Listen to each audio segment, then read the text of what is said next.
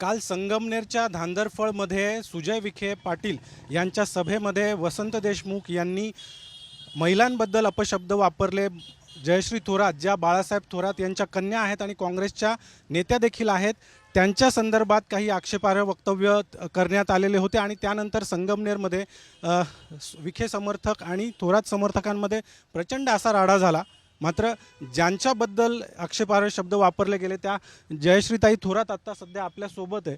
ताई, खरं तर ज्या पद्धतीची वक्तव्य काल त्या ठिकाणी करण्यात आलेलं होतं देशमुखांकडून, त्यानंतर सगळा राडा झाला। आपण रात्रभर पोलीस ठाण्यामध्ये गुन्हा दाखल व्हावा म्हणून त्या ठिकाणी आंदोलन केलं।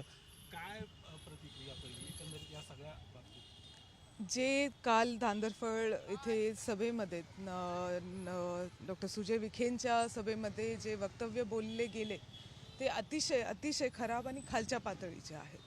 म्हणजे ते कोणाविषयी बोलतायत, ते काय बोलतायत, काहीच भान न ठेवता त्यांनी अतिशय खालची पातळी गाठत माझ्या मातृत्वावरती सुद्धा त्यांनी म्हणजे घाण टाकलेली आहे। मी खरंच म्हणजे ह्यातनं त्यांचे विचार, त्या सभेचं ओव्हरऑल वातावरण लक्षात येतं की किती खराब असू शकतं आणि खरंच म्हणजे अतिशय निंदनीय आणि कोणालाही न शोभणारं तिथे झालेलं आहे। या सगळ्या वादानंतर सुजय विखे असं म्हणालेत की वसंत देशमुखांवर कारवाई व्हावी, मात्र काही लोकांनी त्या ठिकाणी दगडफेक केली, जाळपोळ केली, हल्ला केला, त्यांच्यावर पण कारवाई व्हायला हवी आणि सुरुवात जी आहे ती जयश्रीताईंनी केलेली होती। या सगळ्या बोलणं सोपं असतं, पण तुम्ही जर तपासून बघितलं तर इथे संगमनेर तालुक्यामध्ये वेगवेगळ्या सभा ज्या ते घेत आहेत आणि अतिशय खालच्या पातळीची भाषणं ते करतायत। साकूर गावामध्ये माझ्यावरती 20 मिनिटं बोलावं आणि काय बोलावं, किती खराब पातळी सोडून बोलावं। ते सुद्धा डॉक्टर आहे, मी सुद्धा डॉक्टर आहे, पण म्हणजे एवढं कधी कुणीही एवढं खालच्या पातळीवरती जाऊ शकतं असं मला वाटलं नव्हतं। आणि जे ते बोलतायत की जे वसंत देशमुख आहेत ते त्यांच्या कार्यक्रमाचे अध्यक्ष होते। अध्यक्ष कोणाला केलं जातं? एक चांगल्या माणसाला केलं जातं।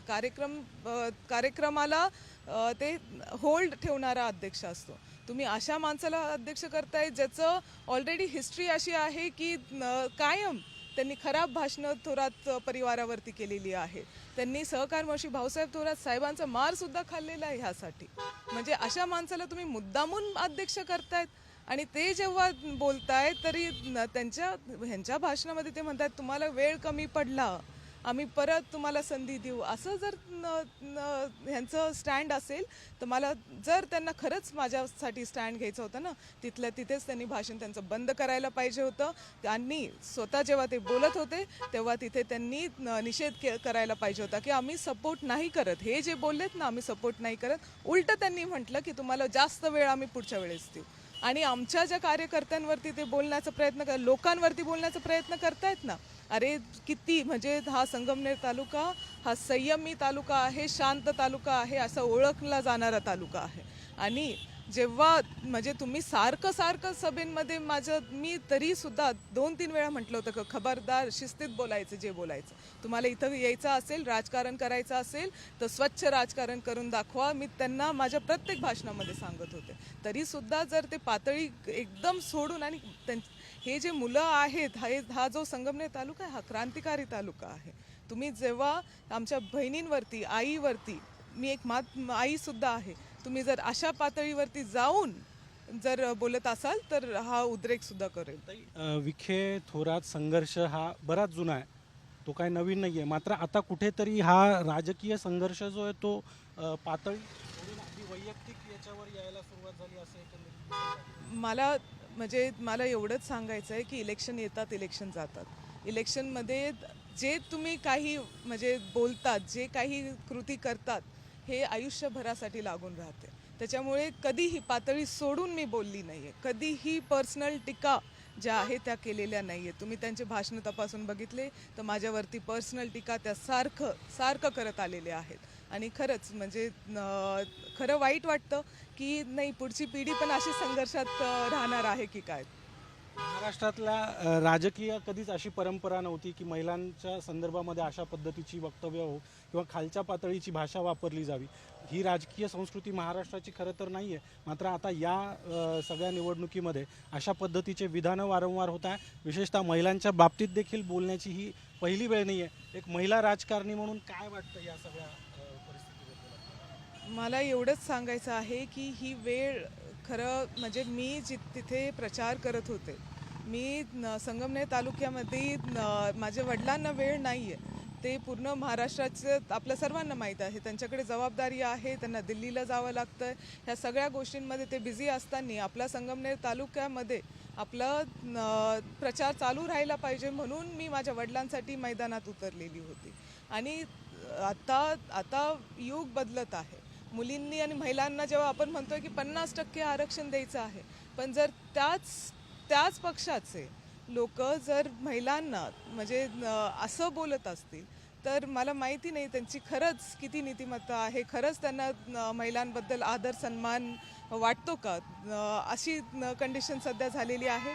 पण काही नाही, मी लढणार आहे. कारण मी हार मानून बसली तर मग पुढचे सर्व माझ्या ज्या लहान बहिणी आहेत त्यांना जर यायचं असेल राजकारणामध्ये तर त्यांनी येता आलं पाहिजे. मी लढणार आहे, मी नाही सोडणार आहे. एकूणच आपण बघितलं तर आता ही सगळी परिस्थितीनंतर समर्थक जे आहेत आपले ते मोठ्या प्रमाणात काल रात्री आक्रमक झालेले होते. आता देखील मोठा पाठिंबा आपल्याला मिळतो आहे. ही माणसं कमवलेली आहेत. म्हणजे त्यांनी सुद्धा माझ्याबरोबर काम करतायत, माझ्या वडिलांबरोबर ते काम करतायत. आणि खरंच म्हणजे मी जे सांगते की मागचे 3-4 सभा ज्या त्यांच्या झाल्या इतक्या खालच्या पातळीबद्दल माझ्याविषयी आणि साहेबांविषयी दोघांविषयी बोललं गेलं. आमच्या तालुक्याने संयम ठेवला होता, अतिशय चांगला संयम ठेवून ते होते. आम्ही सर्वांना सांगितलं होतं की काही असो की आपण संयम ठेवायचा, आपली ती ओळख आहे. पण संयमाला पण कुठेतरी लिमिट असते ना. तुम्ही जेव्हा अशा पातळीवरती जाता तेव्हा माझे हे भावंड जे आहे, माझ्या बहिणी ज्या आहे, माझ्या माता भगिनी ज्या आहे त्या सगळ्या माझ्यासाठी उभे राहिल्यात. हा परिवार आहे, हा थोरात परिवार आहे आणि हाच संगमनेर तालुका आमचा परिवार आहे दाखवून देत आहेत सर्वजण. मला कोणाला प्रूव्ह करायची गरज नाही आहे ही गोष्ट. आता एकीकडे सरकारने लाडकी बहीण योजना आणलेली आहे, महिलांना सक्षम करण्यासाठी पावलं उचलली जात आहेत. दुसरीकडे भाजपमधल्याच नेत्यांकडून अशा पद्धतीची भाषा वापरली जाते आहे. ते खरंच निंदनीय आहेत. आपण मागच्या 3-4 महिन्यापासून बघतोय की महिलांवरती काहीतरी अत्याचार होताना आपण सगळीकडे ऐकतोय. हे भाजप सरकारच्या ह्या महायुती सरकारच्या काळामध्ये होत आहे. जेव्हा तुम्ही लाडकी बहीण म्हणतायत तेव्हा तुम्ही महिलांना आणि मुलींना मान सन्मान सुद्धा दिला पाहिजे. फक्त लाडकी बहीण म्हणून चालणार नाहीये. कायदा असा पाहिजे की जे कोणी एवढं वाईट बोलत असेल, एवढं खालच्या पातळीवरती बोलत असेल त्याला कडक शिक्षा झालीच पाहिजे. नक्कीच. आता पुढची भूमिका काय राहणार आहे आपली? आम्ही सर्वांनी काल रात्री म्हणजे आम्ही रात्रीच्या 10 वाजल्यापासून सकाळी 6 वाजेपर्यंत आम्ही पोलीस स्टेशनमध्येच होतो. आम्ही गुन्हा दाखल केलेला आहे त्या आरोप्यांवरती. त्याला कडक शिक्षा जी आहे ती झालीच पाहिजे. मला प्रशासनाला एवढंच सांगायचं आहे की त्यांना काम करावं लागणार आहे. त्यांना कोणाचा दबाव असेल काही असेल त्या सगळ्या गोष्टी बाजूला ठेवून त्यांना काम करावं लागणार आहे. आणि जो गुन्हेगार आहे ना त्याला कडक शिक्षा झालीच पाहिजे. ताई, आपण मागच्या काही दिवसांमध्ये सातत्याने बघतोय की राज्यामध्ये अगदी अल्पवयीन मुलींवर अत्याचार झाले, अनेक ठिकाणी छेडछाडीच्या घटना होतात.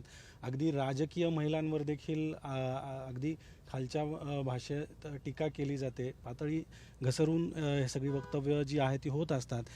विशेषतः राजकारणात येणाऱ्या महिलांसाठी, आपल्यासारख्यांसाठी आपण काय संदेश द्याल किंवा काय इथून पुढे आपली या सगळ्या संदर्भामध्ये भूमिका असणार आहे? मी जसं म्हटलं की मी हारणार नाही आहे, मी थांबणार नाही आहे. माझ्यावर कितीही टीका झाली असली तरीसुद्धा मला माहीत आहे मी कशी आहे, माझा सर्व परिवार कसा आहे. त्याच्यामुळे मी कुठेही थांबणार नाही आहेत. आणि जर मी थांबले ना तर मग पुढच्या माझ्या लहान बहिणी त्यांना कुठेतरी थांबावं लागेल की काय, ही फिलिंग माझ्या मनामध्ये येऊन जाते.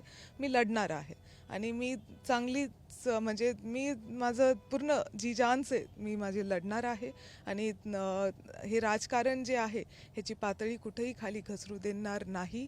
ह्याची जबाबदारी खरं सगळ्यांची आहे, ह्या युवा पिढीची आहे. हे जे युवा नेते स्वतःला म्हणून घेतात त्यांच्या सर्वांची आहे की राजकारणाची पातळी आपण कुठेही खाली नाही घसरवली पाहिजे. कारण हे जे मुलं आहेत, हे ज्या मुली आहेत ह्या आपल्याकडे एक आदर्श म्हणून बघतायत. तुम्ही काय आदर्श त्यांना देणार आहे, तुम्ही काय आदर्श त्यांना देऊ बघतायत. त्याच्यामुळे मी लढणारे आणि ही पातळी ह्याच्यापेक्षा खाली नाही घसरली पाहिजे, ह्यासाठी माझ्या मते सर्वांनीच काम केलं पाहिजे. काल हा सगळा प्रकार झाला, वक्तव्य झाली, त्यानंतर सगळा राडा झाला. बाबांसोबत काही बोलणं झालंय त्यानंतर? माझ्या बाबांनी मला फक्त स्ट्रॉंग राहायला सांगितलेलं आहे आणि मला त्यांनी तशीच शिकवण दिलेली आहे की मुलगी म्हणून सुद्धा त्यांनी मुली आणि मुलामध्ये कधीच फरक केला नाही आणि मुलगी म्हणून त्यांनी मला स्ट्रॉंग राहायला सांगितलं आणि मी स्ट्रॉंग आहे. पण एक मुलीचं आणि वडिलांचं एक वेगळं असं नातं असतं. काल हे सगळं झाल्यानंतर आपण बोललात त्यावेळेस काय मनात येत होतं विचार? नाही, मी त्यांना सांगितलं, मी त्यांना आश्वासन दिलं की तुम्ही काळजी करू नये. तुम्ही मला तेवढं खंबीर बनवलेलं आहे, तुम्ही मला तेवढं घडवलेलं आहे, त्याच्यामुळे मी कुठेही डगमगणार नाही आणि कुठेही खचून जाणार नाही असं आश्वासन मी त्यांना दिलेलं आहे. आणि मला माहीत आहे ते माझ्या पाठीपाशी आहेत, ते मला स्ट्रॉंग ठेवत असतात, तर मी तसंच राहणार आहे. आपण पाहतोय कालच्या या सगळ्या प्रकारानंतर जयश्री थोरात यांनी भूमिका घेतलेली आहे की यापुढे देखील त्या लढणार आहेत राजकारणात येणाऱ्या महिलांसाठी किंवा समाजातल्या महिलांसाठी की ज्यांच्यावर अन्याय अत्याचार केले जातात, पातळी घसरून भाषा केली जाते, त्यांच्यासाठी लढाईचा निर्धार त्यांनी केला आहे आणि ही लढाई देखील शेवटपर्यंत नेण्याचा त्यांचा निर्धार आहे. कॅमेरामॅन प्रवीण काळबांडेसह अभिजित सोनवणे, साम TV, संगमनेर.